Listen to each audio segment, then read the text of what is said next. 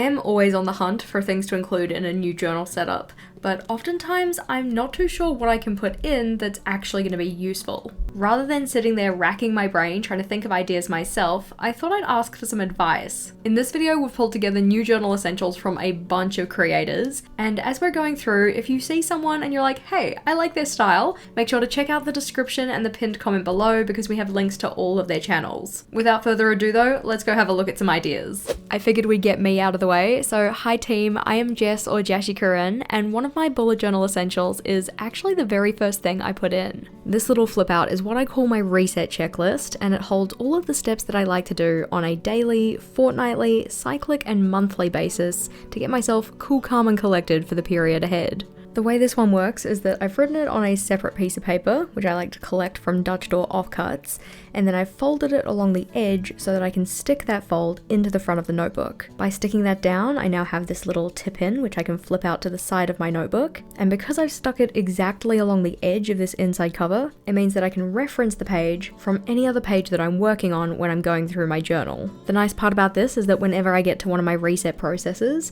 for instance my fortnightly one, I can just flip this little guy out to the side and I have a reference of all of the things that I need to do. You can use this flip out idea for any reference materials that you want to be able to see from any page in your notebook. But the reason that my reset checklists are an essential part of any new notebook I set up is that they're how I ensure that I start every day, week or month with a clean slate and my priorities sorted. Being able to see them from any page in the notebook is just a major plus. Hey team, Julia here, excited to tell you about one of my new favorite spreads to set up in a new journal or planner.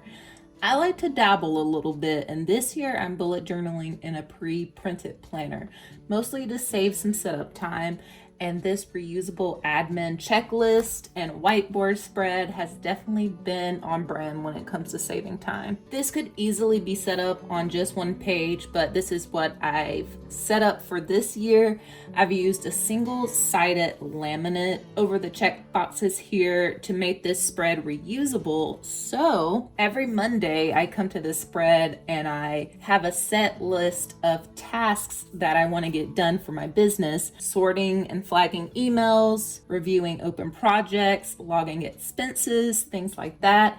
And I typically use the whiteboard side of the spread at the same time for quick math or to hold numbers that I need to input or reference later during my little admin session. I think if you have a set list of things that you like to do on a monthly, weekly, or even daily basis, this could be a good option for you, especially since you only have to set it up one time.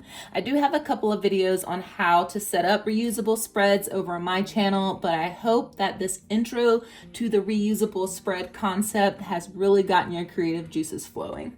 Hello friends, this is Hedda from Mochibujo, and one of my must-haves for any new bullet journal setup is my period tracker and health log. I tend to put them together because they are both health related.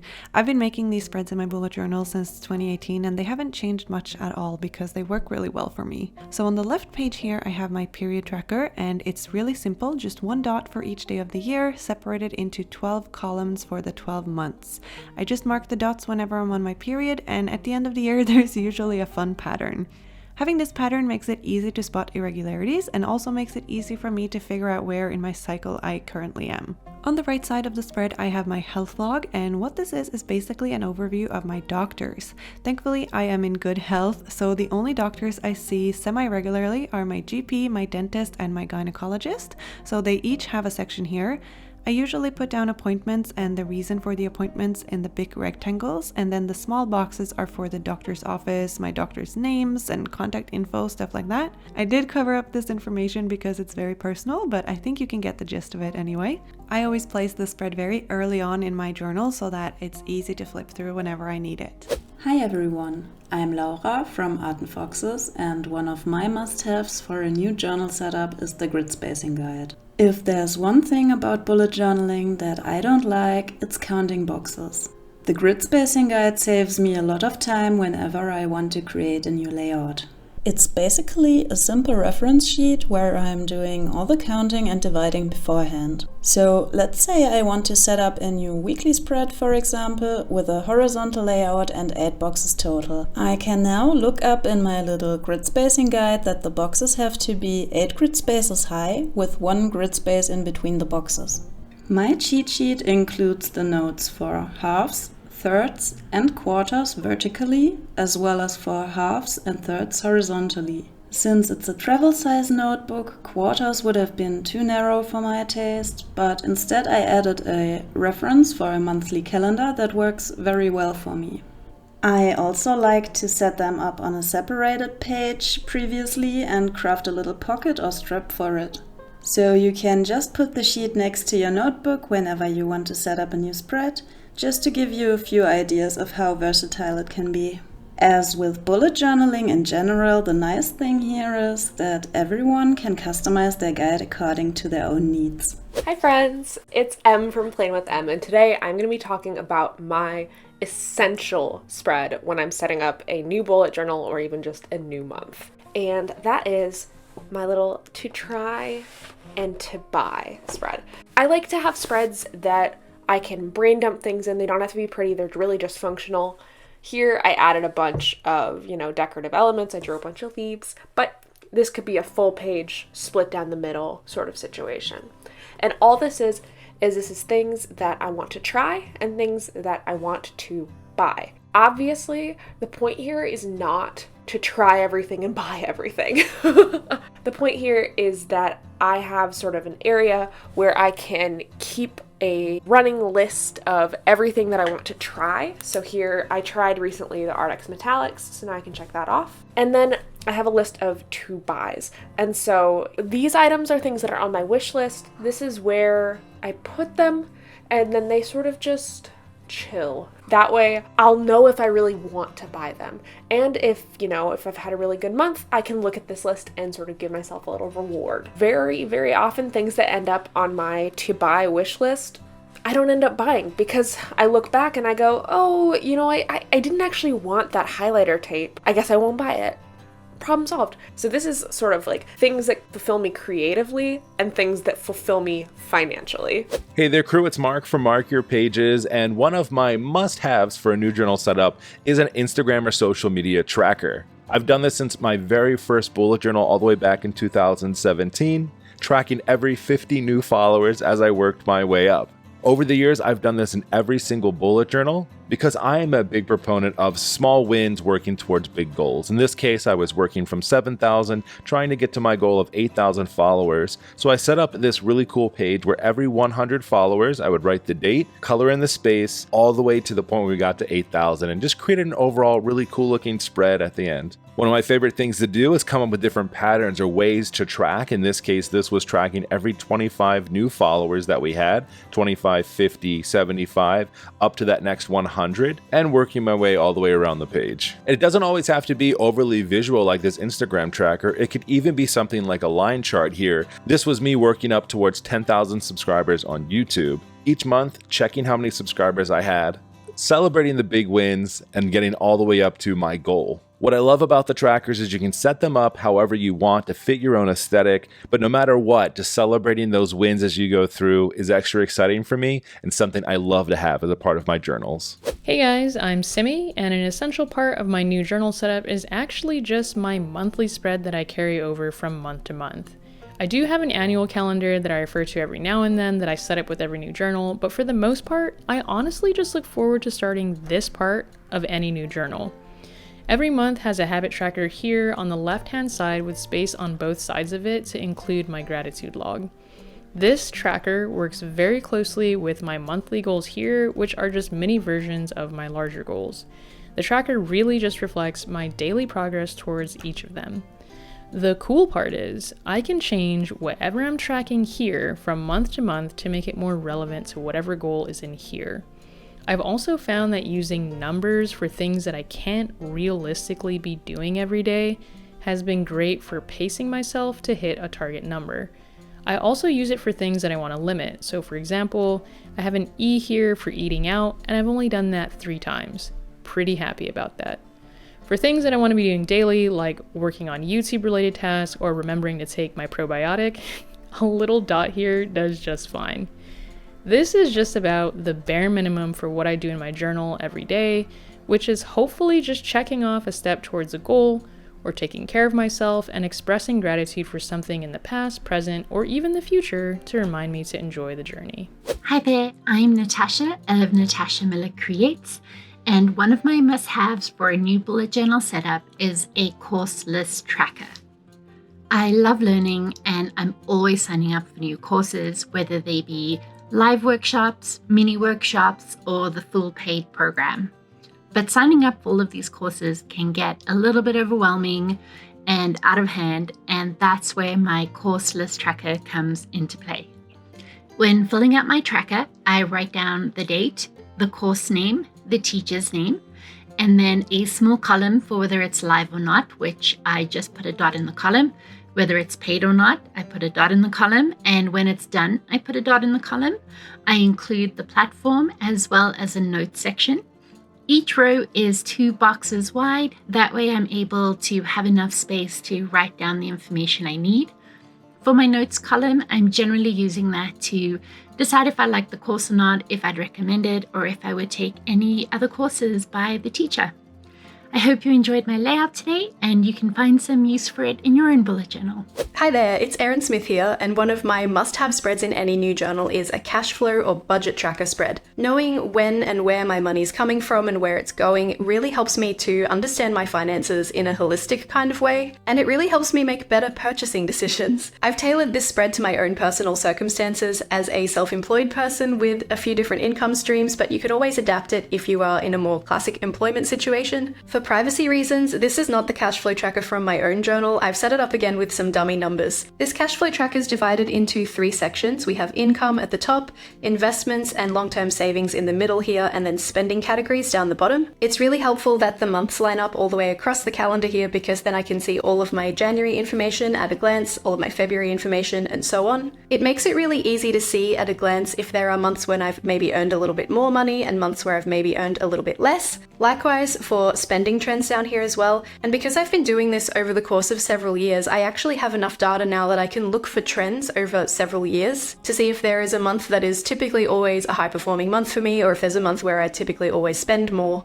I know tracking finances can be a little bit daunting, intimidating, scary, maybe just a bit dry and boring sounding, but it's actually really empowering, and especially watching the long-term savings numbers grow over time, that is the most satisfying feeling of all. Hi friends! My name is Tory and my channel is Torey Ramos here on YouTube. One of my must-haves for a new journal setup is a favorites of the year spread.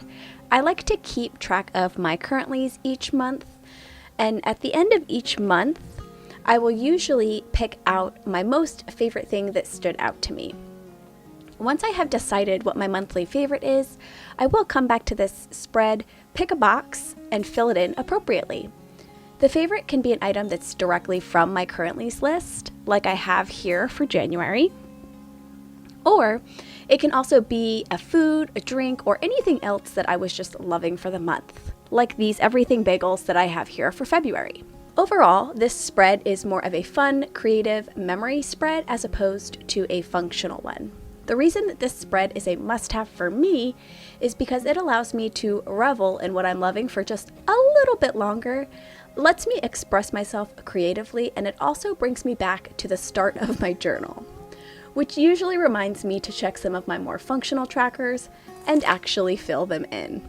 Hi, my name is Sophie from Mingo Studio, and one of the most important spreads in my bullet journal is my academic planner. Since I'm in university, I need a way to plan out all of my assignments and to-dos for each of my classes every month. It's very simple. Basically, I just have a huge chart on the right here. Each row is a different week of the month. So this is for March, so the first week is the 4th to the 8th, then the 11th to the 15th, etc. And then each column is a different class, although the names are, in shorthand. And I basically just put in each intersection whatever's due that week or any specific assignments I need to do. This list over here is just for any random other to-do list. I especially like to put exam dates over here because things can get pretty lost in here, and so if I have all of my really important important exam or project due dates on the side, then I can really make sure I'm focusing on the more important grades. I'm going to fill out the first column for my film class for March with you guys. There honestly isn't too much I'm doing in this specific class this month, but I am going to start by writing down the textbook pages I need to be sure I'm reading. This middle week is actually spring break for me, so I don't have anything here. And then when I come down to the 18th, I'll continue to write some more dates. So now I'm going to do the second class just one more time to show you some more examples. So these were all textbook dates. They didn't necessarily have a due date attached to them. However, in BLI, I have something due on the 8th. So I'm going to specifically write 8 in front of this assignment.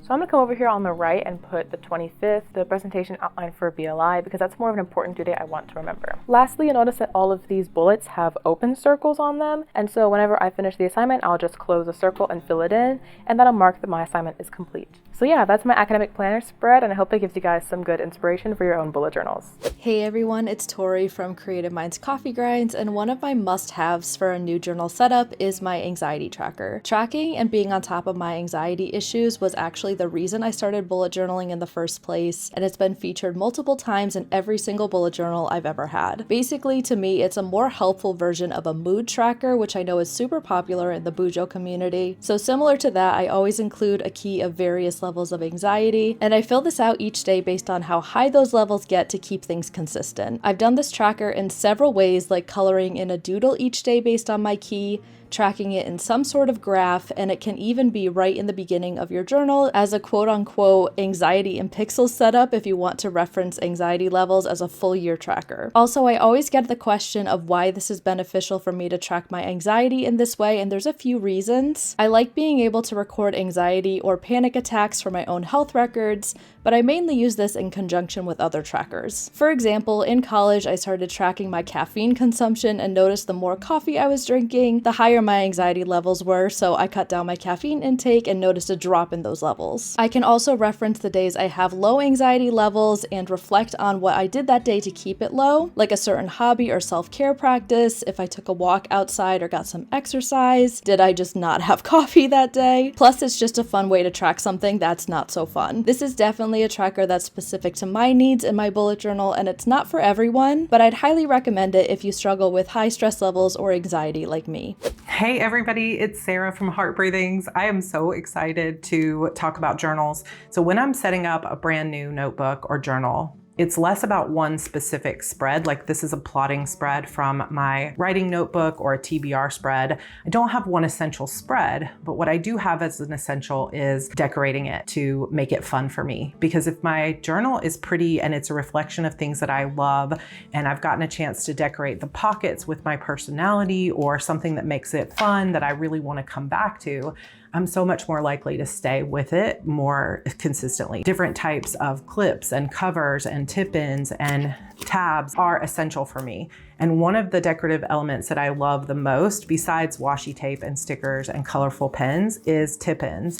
So if you get some vellum or stickers or other things like that and you want to tip them into your journal, the way that I do that is I just cut it down to size, stick it right into the corner, and then I'll take just a plain piece of tape and wrap it around a journaling card and stick it right into the middle of the spine and then stretch it out both ways. And I'll just repeat that process at the top and the back.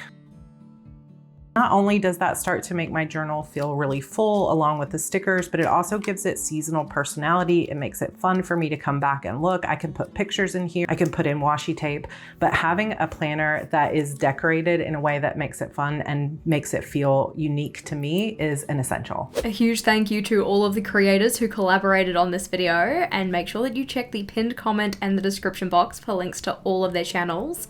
But if you are on the hunt for more new journal inspiration, then this video is the next one to check out. In that one we have 24 new ideas for your new journal setup, so click or tap on that one and I'll see you over there.